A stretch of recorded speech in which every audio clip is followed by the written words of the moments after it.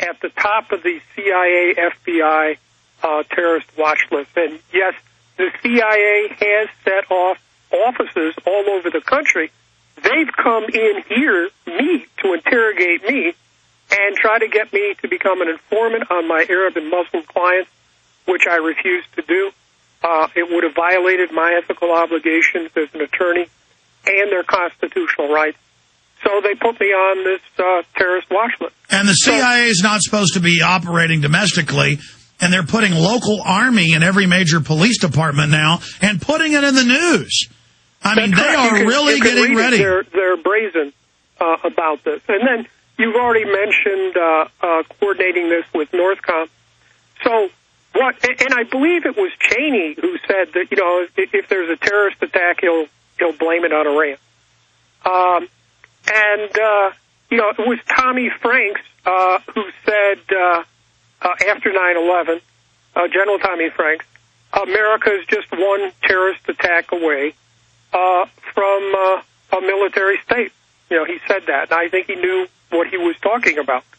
A military takeover of the country. He said the American people will demand it. So it would be, you know, even worse than, say, what we saw in World War II, internment of Japanese-American citizens and things of that nature. You know, it would be very serious. So it's the perfect takeover. They get to move their chess pieces around the world, destabilize the planet, use proxy states, kamikazes, bombard other nations from the air, and have domestic police state crackdowns in Airstrip 1 England and the United States, and put out DHS lists leaking liberals, conservatives, gun owners, openly say Homeland Brigade, openly turn the United States into a total police state. My God, they are really doing it. Do you think they'll get away with it? I mean, are these guys so bold? Is there no end? Is the public mesmerized by Michael Jackson? Will America completely descend into total military rule? Well, I'm afraid they've been mesmerized by Barack Obama. You know, you have to look at what Obama and his henchmen and his henchwomen are doing here, and not what Obama is saying. He's a far smoother political character than Bush was. You know, at least Bush, you know, pretty much said what he meant what he said, and you know, you could really see it. Whereas with Obama, the rhetoric, the propaganda, the press conferences, very smooth, very reassuring. But the policies, as you point out, are just continuing and in some extent accelerating. Even Senator McCain in the campaign, when Obama said that he was going to launch a tax on Pakistan, Senator McCain, to his credit, criticized Obama and said he was not going to do that. And you have this massive escalation in Afghanistan now. No authorization from the UN Security Council. No authorization from the United States Congress as required by the War Powers Resolution. And then expanding the war into Pakistan, very reminiscent of the massive escalation into Vietnam. Indeed, today they admitted, well, yeah, we really need about at least 100,000 American troops in Afghanistan. Well, the Soviets had 100,000 troops in Afghanistan, and they still lost. You know, this is very dangerous. And like Nixon then spreading the Vietnam War to Cambodia, setting off a coup d'etat there, resulting in the Khmer Rouge coming to power and genocide. Which Brzezinski brags he supported, and then that goes back to the Rockefellers again. In closing then, Dr. Boyle, does it look 60-40, 60% chance they're going to go ahead and launch World War III? I mean, what do we do to put pressure on them? Is there any hope, or is it just all the fad of Obama, and that's the end of it, and that's the end of the republic? Well, I think, it really is up to you and me and the American citizens. Most American people here don't want war against Iran. We don't want World War III. And we're going to have to get organized and stop these people. I also noticed, even in the Pentagon, Admiral Mullen, in response to the Biden threat against Iran, said that, an attack on Iran would be a bad idea. So, I think, in their heart of hearts, the professional military people realized this would be insane. But, hey, the war against Iraq was insane, too. Well, that goes back to Fox Fallon.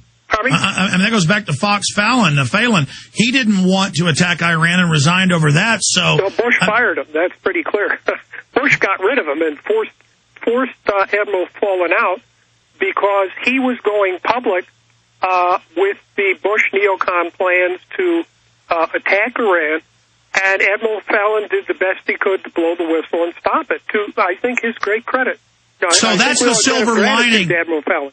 So that's the silver lining in this cloud, is that the neocons, one, and now the neocons, two, reincarnated with the slicker, kind of New Order closer, Barack Obama, they're almost giving orders like Hitler to armies that don't exist, or will they just go ahead and give the order and it's going to be followed? I really don't know. I don't even know if they know. If the Pentagon were ordered to attack Iran, would they carry out that order? Clearly, Fallon made it clear he wasn't going to do it. The problem there, however, is the neocon connection with Israel, which is why Biden's threat is so dangerous. That if the neocons, and Biden's one of them, conclude that the Pentagon would not attack Iran and resist the orders, they'll just have Israel do it. And then, Iran will retaliate against us, and the war will be off. Well, I'm no geopolitical whiz kid, but this is in sheer insanity to attack Iran, especially if you even believe the CIA's assessment. They're 7 years from a primitive nuke, and then you find out the West helped give North Korea its nukes with the same old suspects. Donald Rumsfeld on the board of ABB. They're out there throwing down guns to these third world countries like an old Western villain and then saying, pick up the gun, kid, so they can shoot them. And it's obvious the real target is having a war so they can domestically loot us, but have the rally around the flag effect. I'm afraid you're right. Yeah, as Bush said, a dictatorship is a lot easier as long as he's a dictator. Sure. Now the people are waking up to Obama, though. As polls are dropping, a lot of people are figuring out that the cult of Obama is a fraud, is a scam. But then that almost encourages him to go ahead and launch a war, doesn't it? I really don't know. I think, the signs are not very good, especially the Biden threat. Okay. It was just reprehensible. And I think, for the good of our republic and for the good of humanity, we're going to have to go all out and stop this neocon agenda for war against Iran and the destabilization and crack up of Pakistan. Understand, Pakistan has nukes. Who knows what would happen if Pakistan were to crack up. All right. Well, we appreciate Dr. Francis A. Boyle joining us briefly. Tell us about the new book, Tackling America's Toughest Questions, Alternative Media Interviews. Right. This book tries to go back to September 11th. It starts there and deals with all the atrocities that the Bush administration and his neocons inflicted on the United States Constitution, the Bill of Rights, international law, and human rights, and world order, literally until they walked out of office by giving Israel the green light to blow up Gaza and literally exterminate 1,400 Gazans for nothing at all. And then, there's a brief conclusion, where I say, that unfortunately it looks like under Obama, we're going to have a continuation of many of the Bush policies sort of flavored by a lot of the Clinton people. And remember, the Clinton people, all the Clinton foreign affairs people, these are the sons and the daughters of the best and the brightest that gave us the Vietnam War, as documented by David Halberstam. Remember, McNamara just died yesterday. I'd encourage you to read The Best and the Brightest. John Kennedy was elected president. recruited the best and the brightest from Harvard, and they gave us the Vietnam War. They gave us the Cuban Missile Crisis. They gave us ICBMs and SLBMs, et cetera.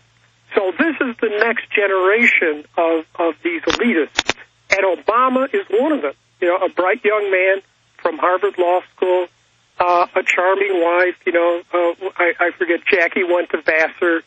Well, Michelle, you know, went to Princeton and Harvard Law School.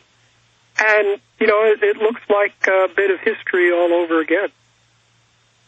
God help us. Well, I hope to talk to you again in the near future. Take care, Doctor. All right. Thanks a lot, Alex. Again, my best to your listening audience. But, you know, let's get out there and get organized.